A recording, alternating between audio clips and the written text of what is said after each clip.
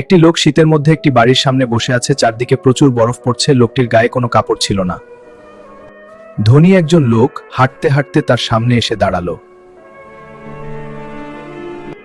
আপনি এখানে কি করছেন? আপনার কি শীত লাগে না? লাগে, কিন্তু আমি মানিয়ে নিয়েছি। আপনি এখানে একটু বসেন, আমি আপনার জন্য গরম কাপড়ের ব্যবস্থা করছি। ধনী লোকটি দ্রুত বাড়িতে চলে গেল। গরিব লোকটি আশায় বুক বেঁধে রইল। রাত আরো গভীর হতে লাগলো, শীত আরো বাড়তে লাগলো, লোকটি আর ফিরে আসলো না।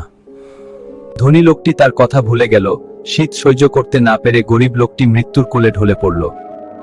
অবশেষে গরিব লোকটি মারা গেল। পরদিন সকালে ধনী লোকটি গরিব লোকটিকে খুঁজতে লাগলো, কিন্তু সব জানতে পেরে তার বুক ভেঙে যায়। গরিব লোকটি যেখানে বসা ছিল সেখানে একটি চিঠি পড়ে আছে। গরিব লোকটি মরার আগে লিখে গেছে,